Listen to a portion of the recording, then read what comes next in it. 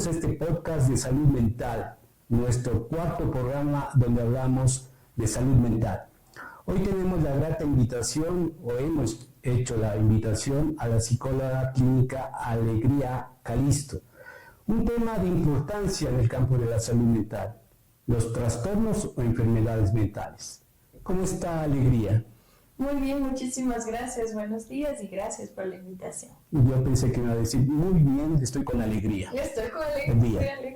Mire, Alegría, hoy que se permite, digo, la palabra se permite a través de todo lo que viene pasando, ¿no? Una secuencia de violencia en el país. Mucho se dice que tiene relación directa con la salud mental. La intención de este programa es visibilizar la salud mental a través de estos programas del conocimiento. Cuando estamos leyendo, vimos un noticiero, lo miramos, el periódico digital, se habla mucho de trastornos o enfermedades mentales. Al inicio, mi primera pregunta, ¿es lo mismo trastornos o enfermedad mental? Sí, es una excelente pregunta porque normalmente nos confundimos, ¿no? Y a veces incluso encontramos información en internet que dice trastorno mental o enfermedad mental, quiere decir, etcétera, etcétera. Pero realmente conocemos que no es lo mismo. Por el contrario, si ponemos en cambio en Google la diferencia entre enfermedad y trastorno, sin que le añadamos la parte de mental, inmediatamente nos sale enfermedad. Es algo que dura menos, es decir, tiene un corto periodo de tiempo. Y trastorno es un periodo de tiempo mucho más largo, probablemente hasta que la persona fallezca. Entonces, esta es la diferencia. En salud mental, voy a tomar un ejemplo. Nos dicen, usted tiene depresión. ¿Es una enfermedad o es un trastorno? Tenemos que diagnosticarlo. ¿No es cierto? Tenemos que realizar una buena historia clínica vital. Tenemos que probablemente también pasar una batería de pruebas. Tenemos que realizar un diagnóstico individualizado. ¿Por qué? Porque por pequeños síntomas o por 5 síntomas que presente la persona, yo no puedo diagnosticar depresión. Y eso más, tenemos distintos tipos de depresión. Tenemos depresión leve, moderada y grave. También podemos encontrar comorbilidad de síntomas. ¿Eso qué quiere decir? Que no solo tengo depresión, también me acompaña un cuadro de ansiedad. Entonces ya tengo un tema de un diagnóstico mixto, es decir, ansioso, depresivo. Entonces, primero, es importante tener un buen diagnóstico para seguir el tratamiento. Porque si vengo y digo, estoy muy triste, no puedo dormir y estoy muy nervioso, yo le digo, muy bien, vamos a hacer esto, el tratamiento no se efectúa de acuerdo a un buen diagnóstico y la persona definitivamente sigue padeciendo un sufrimiento. Y necesitamos, al lado de eso, al lado de un buen diagnóstico, efectuar un buen tratamiento. El tratamiento que quiere decir que a lo largo de las sesiones el paciente se va a ir sintiendo mejor y va a recuperar su estado anímico, es decir, va a salir de esa depresión. Mire, hoy que estamos emitiendo este programa, está la Copa América de fútbol. Permíteme tomar el ejemplo. Está sucediendo en salud mental que todo es una patología. Porque ahí lo que decía usted, un acertado diagnóstico, ¿no? Que es un diagnóstico, tenemos que hacer una entrevista, una batería de test y una serie de técnicas para dar ese diagnóstico. Si hubiera perdido, hoy ya ha jugado Ecuador-Jamaica, si hubiera perdido Ecuador, seguramente que yo soy fanático del fútbol, que me gusta el fútbol, estuviera deprimido. No estaría deprimido si aplicamos el concepto de salud mental. Sí, estaría triste. Exacto. Hay una diferencia, a veces nos confundimos entre las emociones, lo que representan las emociones, y lo que es la patología de las emociones, es decir, cuando una emoción se vuelve, ya no es sana. Entonces, las emociones normales que tenemos todos, y son producciones químicas de nuestro cerebro, es la tristeza, es la felicidad, es el miedo, es la angustia. Si es que topamos de cerca esas emociones por un tiempo prolongado, ahí se vuelven patológicas, es decir, ahí se enferman. Y nuestro cerebro es un órgano, como cualquier otro órgano de nuestro cuerpo. Y si es que tenemos un extremo en esta utilización de las emociones, por supuesto nuestro cerebro se va a enfermar, como cualquier otro órgano que se puede enfermar. Eso quiere decir que si yo paso mucho tiempo en esta emoción de tristeza, voy a desencadenar una depresión. Si es que yo paso mucho tiempo en una depresión leve, así va avanzando a una depresión moderada y así. Lo mismo si es que yo me forzo a tener muchos episodios de felicidad extrema, es decir, no, como estoy triste ahorita me niego y necesito un impulso. Entonces, como perdí el jugador, voy a salir a tomar, porque estoy triste, entonces necesito salir a tomar. O necesito un exceso de atención, un exceso de sociabilización y demás. Entonces ahí viene también la euforia, que eso es una alegría, una felicidad patológica.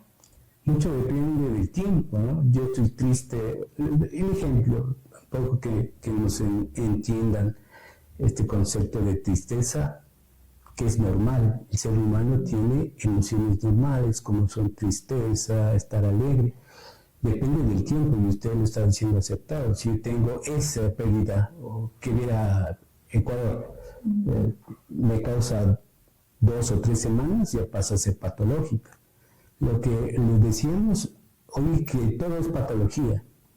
Hay que diferenciar, y el diagnóstico depende mucho de eso. Por eso, antes de esta entrevista decía que hay mucha gente que no ha estado preparada, no esté preparada para dar atención en salud mental. Para iniciar la rotulación de esta entrevista, que es enfermedades mentales, pero sí vale determinar que cuando uno va al psicólogo y le comenta, no todo es patología.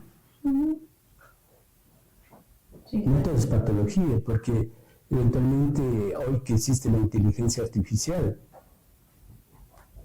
todo es alegría, todo es tristeza. Define mucho el tiempo de lo que tiene que pasar. Pero digamos, hacíamos el inicio, si es lo mismo enfermedad o trastorno mental. Nosotros tenemos 2 manuales en el campo de la salud mental, los profesionales, que son el CIE-10 y el DSM-4, que es el Manual de Psiquiatría Norteamericano. Es un expendio para el conocimiento de nuestros seguidores. Creo que debe ser más que una Biblia, ¿no? Debe ser que una Biblia. Sí. Es un concepto así general que me permito hacerle otra invitación para que abordemos específicamente un trastorno o enfermedad. ¿Cuáles son los mayores trastornos o enfermedades que están presentes? Ya como trastorno mental, yo diría una depresión mayor, es decir, la depresión severa. De ahí el tema anímico como una depresión, como una bipolaridad. Y un trastorno de personalidad, el borderline, el trastorno de personalidad límite. Eso sería en ese orden, los 3. El primero, una depresión severa. Segundo, bipolaridad. Y tercero, un borderline. Muchos hablan, ¿no? De esas peleas que tenemos con las parejas, cuando hablamos que eres bipolar, ¿no? Eres bipolar. Y este tiempo lo que decía, qué bueno que la salud mental, pero a veces también en el TOC, el trastorno obsesivo compulsivo, se habla mucho de la obsesión y se cataloga esa palabra como positiva. Dice, es que es obsesionado para realizar. Pero hay que tener mucho cuidado que la obsesión entra en una palabra patológica en el campo de la salud mental, que es el TOC. Hablemos un poco del borderline, ¿no? Que anteriormente se denominaba un trastorno maníaco-depresivo. ¿No? Me parece interesante. ¿Por qué tomamos ese ejemplo? Porque podemos hablar del resto de enfermedades. Según las estadísticas a nivel mundial y poca información en el Ecuador, los principales trastornos o enfermedades mentales que aquejan el mundo son depresión y ansiedad, ¿no? Sin querer decir que existan las otras patologías o censura de eso. Hablemos de la depresión. Cuando yo digo a la gente depresión. Dicen, como lo decíamos, ¿no? Un poco llevando la conversación, depresión es una tristeza que me va a pasar, no sé, pero en cambio que la depresión ya marcada como un trastorno de enfermedad mental, al final tiene un suceso fatal. Hablemos sobre la depresión, Alegría. Como decimos, la depresión es una tristeza prolongada, ¿no? La tristeza, recordemos, es una emoción totalmente normal, nos debemos incluso sentir tristes. Pero el camino para llegar a una depresión leve es no tratar esa tristeza prolongada. Es decir, no es para nada normal que yo me sienta triste todo el día, toda la semana, todo el mes. Yo me puedo sentir triste por un evento que ha sucedido en mi vida, es decir, ha fallecido un familiar cercano. Por supuesto que me tengo que sentir triste, pero ese acontecimiento en nuestro cerebro crea un proceso neurológico, un nudo en nuestras neuronas. Entonces tenemos ahí que atravesar lo que nosotros llamamos un duelo, un proceso de duelo, en el cual nosotros podamos entender por qué ese familiar tan querido ha fallecido.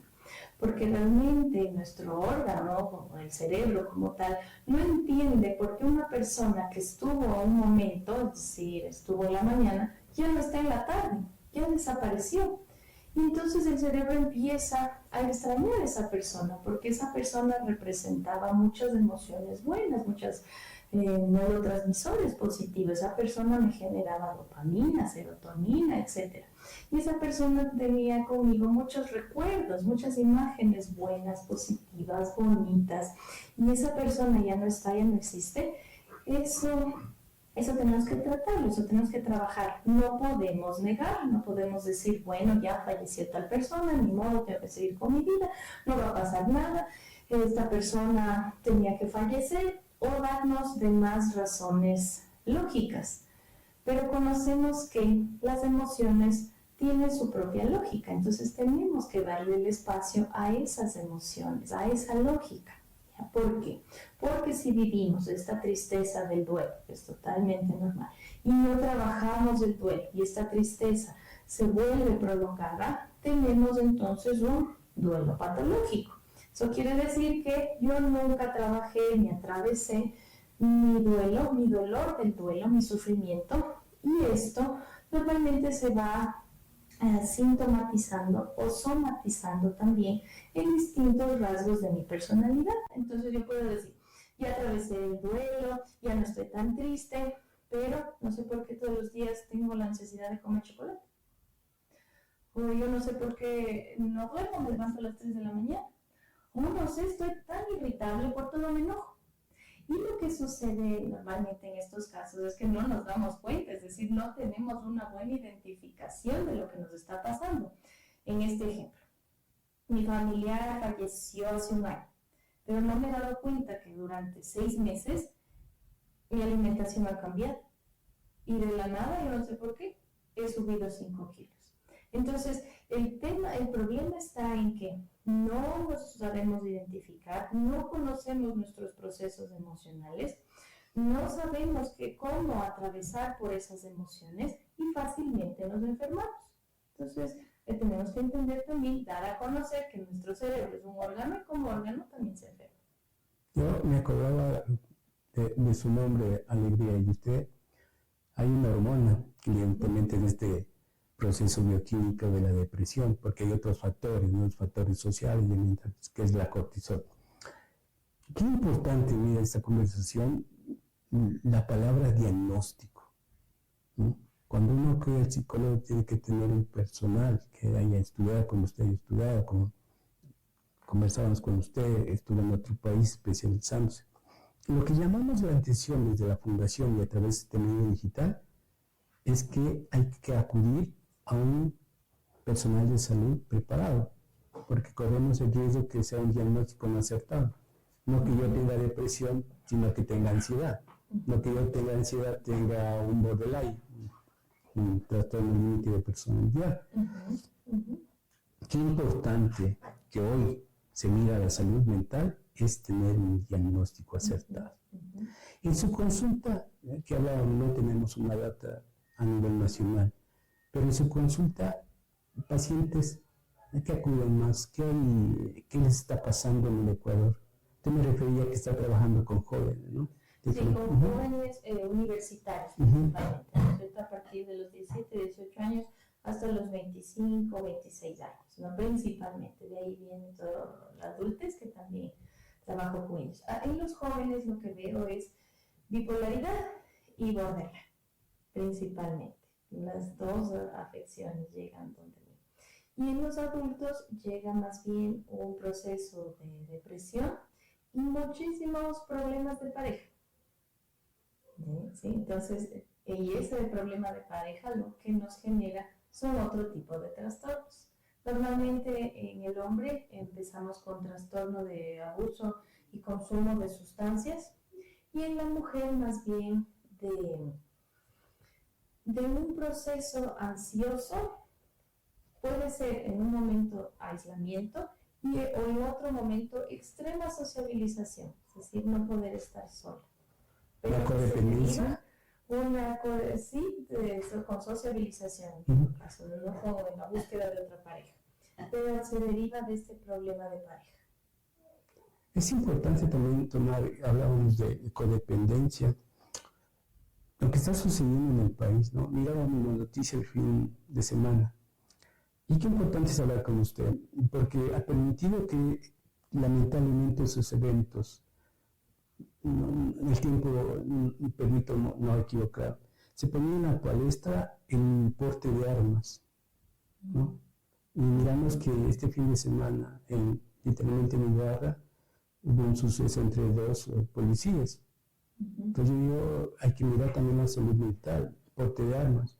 Hablábamos un poco sobre lo que nos conversan. La depresión y todo tiene una relación. La depresión, tal vez el momento que vive el mundo y en el Ecuador, es que estuvimos en un confinamiento 2 años, ¿no? A partir del COVID. Y muchas personas, miles de personas, millones de personas fallecieron. Acá en el Ecuador hay una cultura, ¿no? Del velorio, del entierro. Y muchas de esas personas tal vez están padeciendo en ese duelo que no hubo culturalmente desde la cuestión mental, que no hubo una situación de eso. ¿Cómo está mirando la salud mental? Es importante, ¿cómo mira la salud mental en el Ecuador? Pero también tenemos seguidores fuera del Ecuador. ¿Cómo mira un profesional de la salud mental? Yo creo que tiene dos miradas, el profesional de la salud mental que trabaja en el sector público y la mirada del profesional que trabaja en el sector privado, porque son dos realidades totalmente diferentes, que ni siquiera caminan una al lado de la otra y son paralelas, no, para nada. ¿Por qué? Porque incluso el profesional que trabaja en el sector público tiene otro tipo de educación académica. ¿Sí? O sea, ese profesional también está atado a otras formas de atención pública, es decir, normalmente ese profesional también creció en la educación pública y normalmente el profesional de consulta privada creció siempre en el ambiente privado. Entonces ninguno de los dos se topa, los dos tienen totalmente diferente educación, diferente idea de lo que es la salud mental, diferente idea de lo que tiene que ganar en la consulta y diferente, por supuesto, población de pacientes. Entonces, el profesional del sector público debe tener una antesala que necesita darle la concientización de salud mental a ese paciente. Primero, para que se pueda adherir al tratamiento. Mientras que el profesional de consulta privada, eso pues la tiene más fácil en este sentido, porque el paciente ya viene con esa culturalización y esa educación de que la salud mental es importante y únicamente viene a pedir, necesito del tratamiento tal cosa, mi demanda es tal, o sea, lo tiene mucho más claro.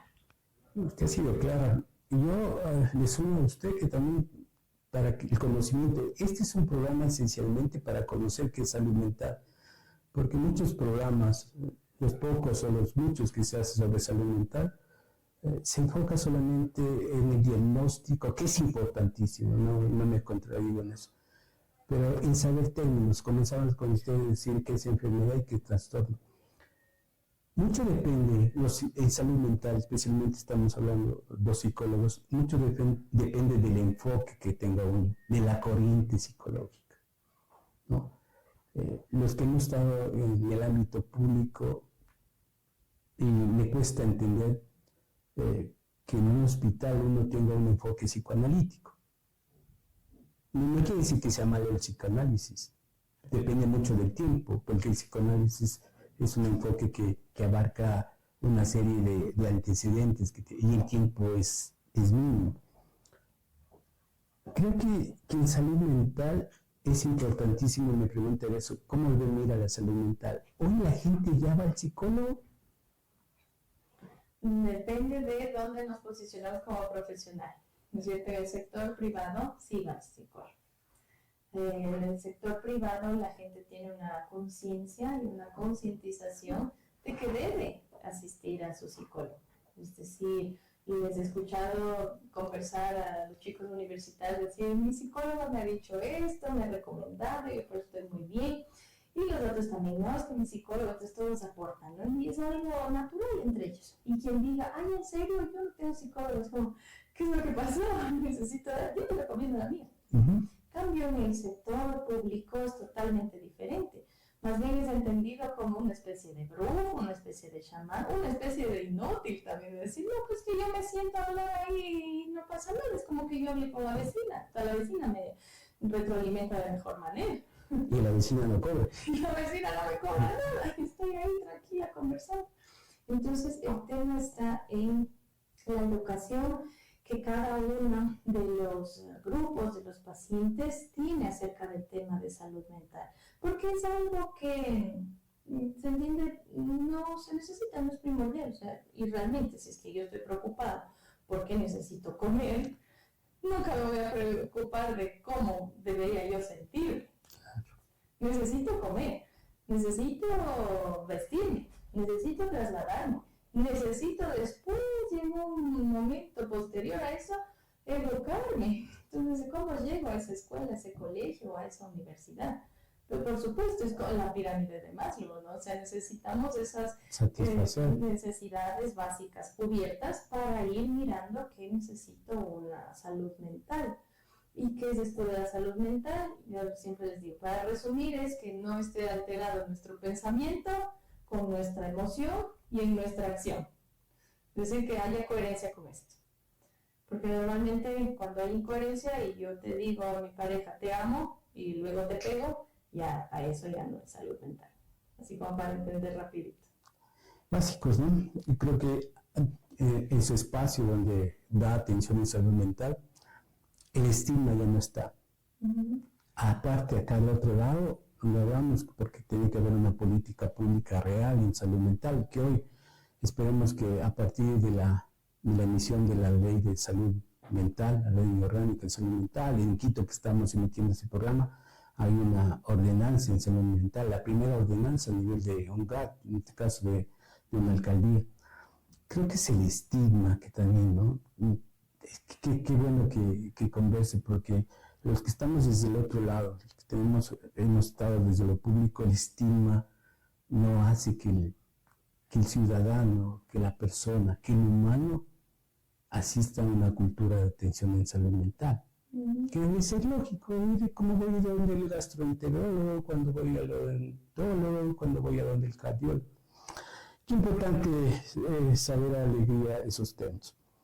Usted me refería, tratemos un trastorno. Pasemos un poco de la teoría a la práctica.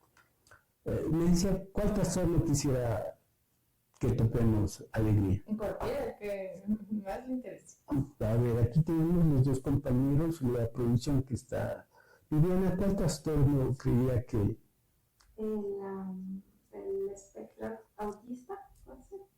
Bueno, podría ser, pero yo creo que el que tenemos alegría podríamos enfocarnos lo que se habla mucho, lo que está hablando de la bipolaridad, ¿no? Muchos dicen soy bipolar. ¿Por qué no tomamos ese trastorno? Volver a reiterar que lo vamos a tener en próximas ocasiones para referirnos.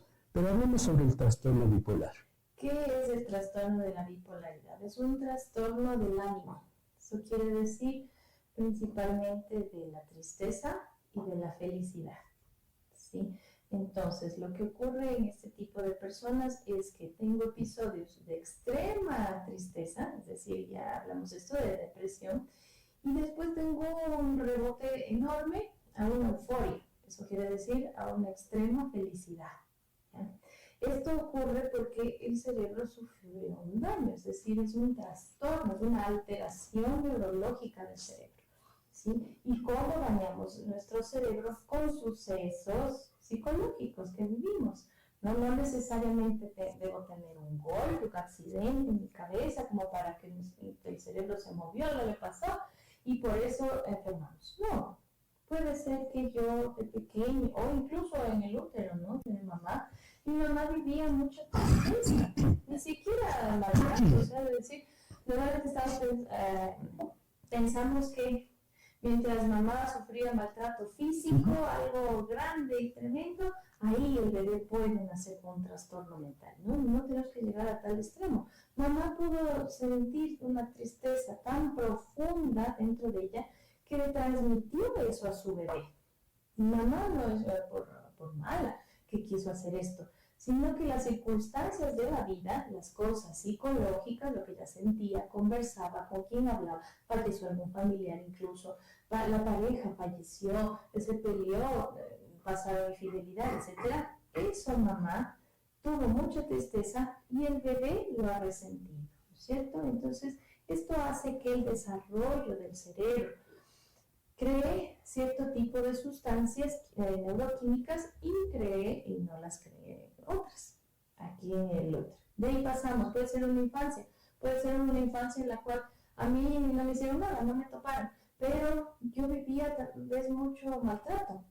O el abandono. A veces creemos en realidad que a mí me tenían que pegar, a mí me tenían que gritar. No, a veces simplemente hay un maltrato y todo el tiempo me gritan y todo el tiempo me están acusando, o nunca hay absolutamente nadie para saber guiarme y decir hacia dónde voy en mi vida, ¿no? Entonces, todas estas experiencias después de preadolescencia, adolescencia, desde el consumo de sustancias incluso también, si ha habido eventos traumáticos como abuso sexual, si es que ha habido un hogar disfuncional también, sustancias psicotrópicas dentro de la familia, no necesariamente del paciente y demás cosas, probablemente esa persona va a tener un suceso primero de depresión muy grande. ¿Sí? Es decir, ¿por qué me pasó esto? No puedo creer que esto haya sucedido en mi vida, y empiezo a estar muy, muy triste.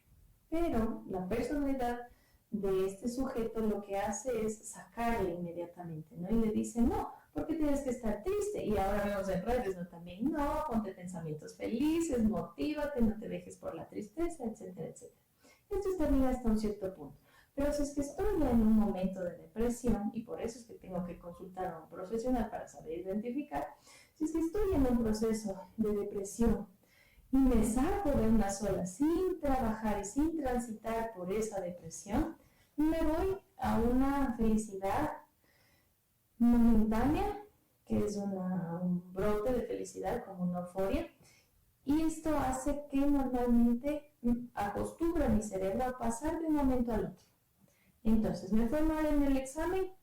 No, tengo que verle a mi novio y probablemente tengo que tener relaciones sexuales para volver a sentirme bien. ¿Me fue mal en el examen? No, pues me voy a comer un pastel de chocolate porque eso estuvo fantástico. Es decir, nunca proceso la emoción, o me voy a tomar, me voy a drogar, lo que sea, pero nunca proceso la emoción. Entonces salto a una felicidad que no es real, que yo misma me empujé, que yo me trasladé. Si es que hago eso constantemente, esa felicidad me rebota a una depresión. Y enseña a mi cerebro, creo un nuevo surco de pensamiento y mi cerebro está acostumbrado a saltar de felicidad a la euforia. Si pasa mucho tiempo así, la persona crea el trastorno mental por bipolaridad. Que es el maníaco depresivo, ¿no? Momentos estoy alegre, momentos estoy triste.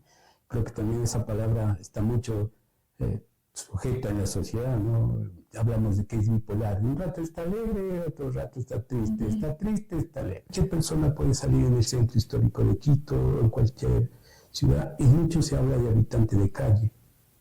Pienso que la persona decidió estar así, por débil, por vaga, por lo que quieras decir, yo le juzgo con anticipación y digo, no, o sea, este de ley tiene que ser ratero, este de ley me va a robar, este de ley quiere algo de mí, este no. Entonces me alejo y lo que hacemos normalmente es aislarlas. Invisibilizar.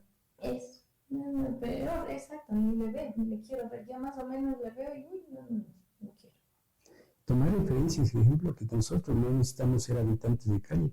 A veces nuestro contexto social, familiar y nosotros mismos nos auto decimos no me está pasando en salud mental. No que pasen así, es un mecanismo de defensa, nuestra negación. No queremos ver que estamos hipersensibles, irritados, somos agresivos. Y realmente lo que yo pienso es no queremos ver que podemos vivir mejor, ¿no? Es como que nos acostumbramos a vivir mal. O sea, como mal, duermo mal, me va mal en el trabajo porque no puedo, porque obviamente comí mal, dormí mal, no mandé bien mi informe. Entonces todo tiene una secuencia y de ahí se pasa eso. Obviamente llego a la casa mal. Entonces mi hijo grita, porque gritas. El niño tiene que jugar gritando, ¿no? Es normal. Entonces no entiendo nada. Y esto se cree que es normal. Y en nuestra cultura se llega el día, a veces jueves, ni siquiera viernes, y vamos a tomar. Con cualquier excusa. La mejor porque terapia. estoy triste, esa es mi terapia. Porque estoy triste, porque estoy feliz, porque mi esposa dijo A, dijo B, porque mi esposo me dijo, lo que sea. Pero tenemos que salir a consumir algo, lo que sea, o sea, cigarrillo, para lograr que sentirme mejor. Entonces necesitamos aprender que necesito sentirme mejor sin ningún tipo de sustancia primero y sin ningún tipo de negación o situación que me genere esto. O sea, yo sí puedo vivir mejor, o sea, sí puedo dormir mejor, sí puedo comer mejor, sí puedo encontrar ejercicio en mi vida, porque tengo 24 horas al día, no puede ser que una hora no haga ejercicio. Sí puedo estructurar mi tiempo, mi ánimo y mi energía de mejor manera. Entonces no necesitamos porque encasillarnos en decir, bueno, la vida que me tocó, no puedo hacer nada más. ¿No? Creo que la sociedad ha modelado también, ¿no?, ese concepto de ser feliz. Y cada quien es un individuo con su problemática personal. Creo que más que imitamos desde la salud mental, desde este programa, no pretendemos que la gente sea feliz, sino que tenga paz. Como decía, yo le hago el significado de eso, como decía usted, con toda la problemática, que es normal vivir en una sociedad tan estresante, pero como decimos, o sea, llego a mi casa y la relación debe ser mejor en comunicación. Mucho se habla de la palabra de comunicar. Hoy que estamos en una era digital, donde nos comunicamos, pero el ser humano no está comunicándose. ¿Qué le falta al ser humano para comunicarse? Para comunicarse, yo diría conocerse. ¿Y cómo se conoce uno? No se conocen o no nos conocen. ¿Sí? Porque no tenemos la idea de ponernos un espejo interior. Entonces yo muy bien me conozco, que me peino así, mi nariz es así, esto me pongo y salgo bien. Pero no me conozco interiormente. Y como todo, igual físicamente, mi cuerpo también va cambiando. Si yo me veo al espejo y digo, ay, yo he amanecido con esto, voy a poner esta cremita, voy a hacer tal cosa, ok, porque voy cambiando, es normal. Lo mismo debemos aprender con las emociones, a ponernos un espejo interno y decir, ay, ¿qué me pasa ahora? Ahora, ¿cómo amanecí? Ahora, ¿cómo estoy? Y no cómo estoy bien o mal, sino cómo estoy. O sea, he pensado esto, he reflexionado, me he dado cuenta de esto, no me he dado cuenta, estoy con iras, no me ha dado ira. O sea, ¿cómo estoy? A veces no pasamos del cómo estoy al juzgar. Entonces, no me pregunten nunca cómo estoy, pero yo me dije, ay, qué tonto, cómo me olvidé el celular. ¿Sí? Entonces, no nos estamos dando cuenta que necesitamos un proceso interno, es decir, ¿cómo estoy?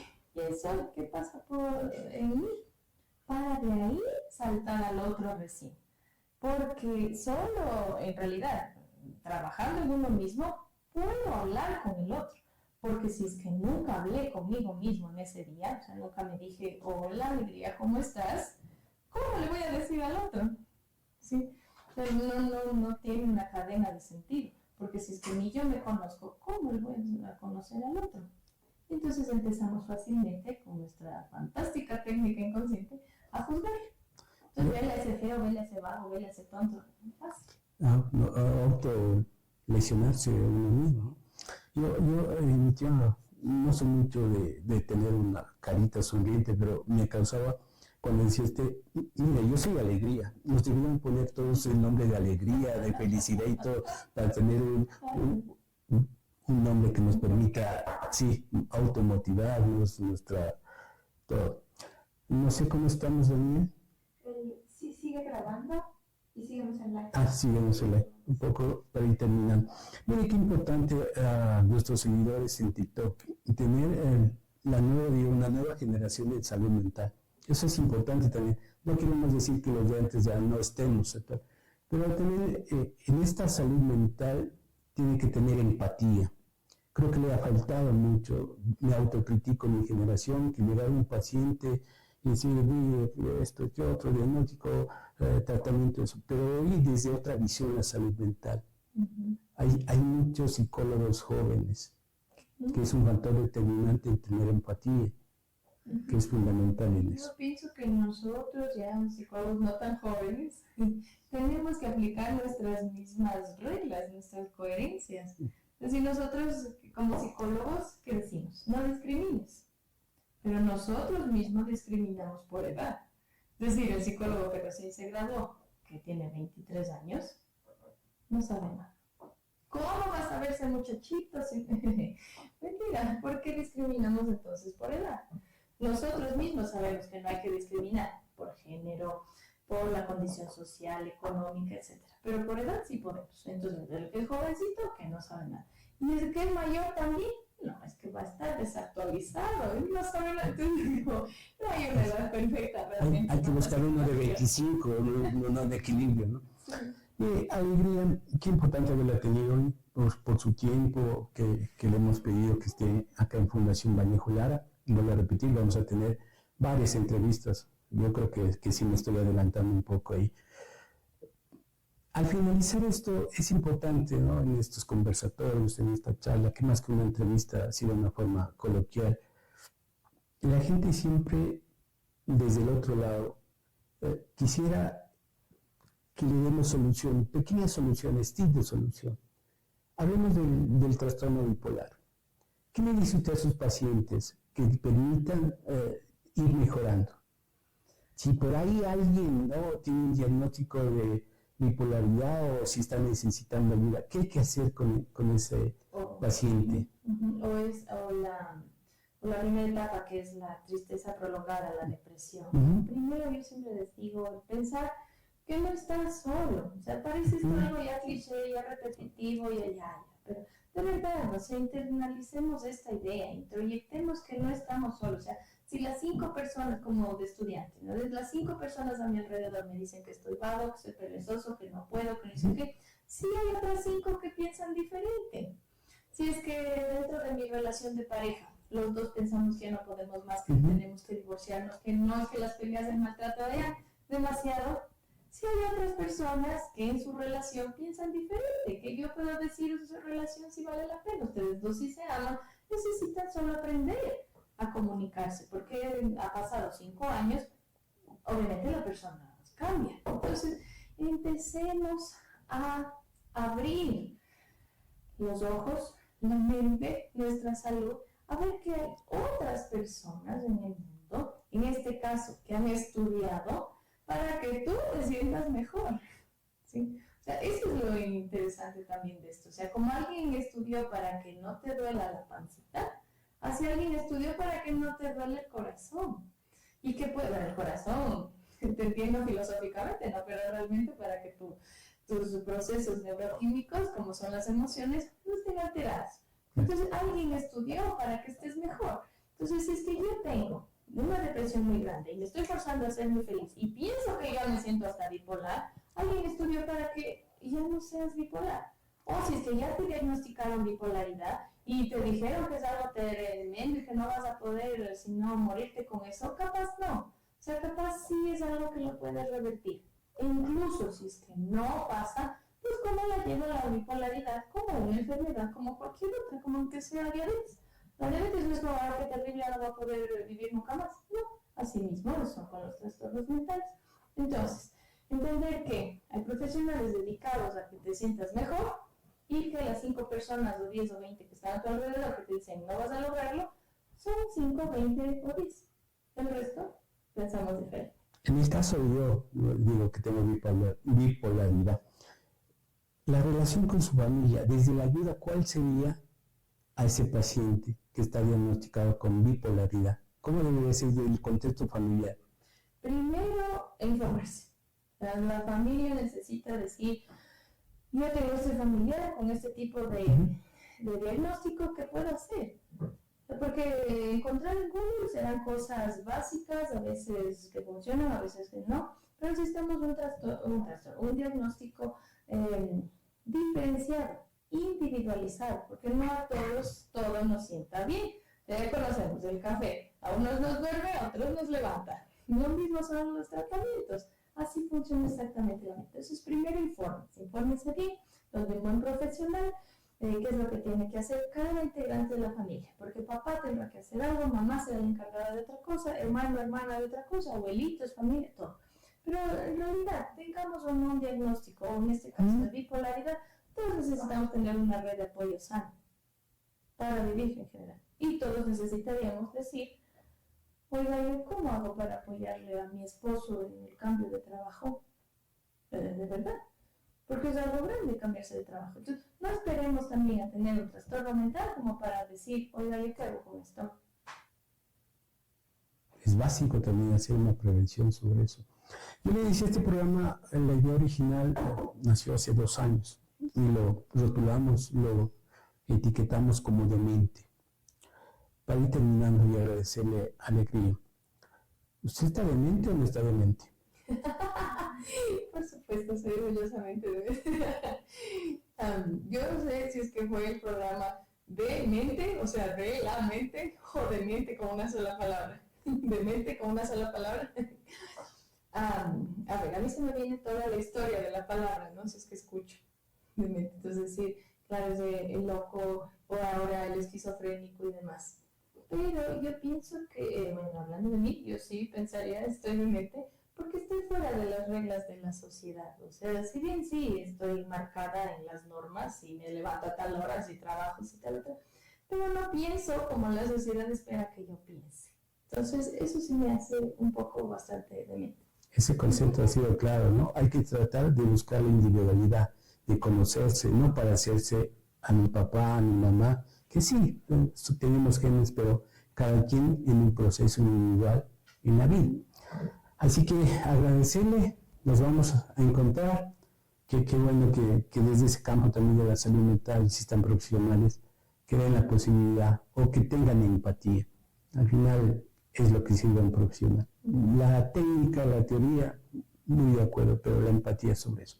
Así que nos volvemos a encontrar en otro programa de salud mental en Fundación Vallejo Lara y a través del medio digital El Haz y la Pluma.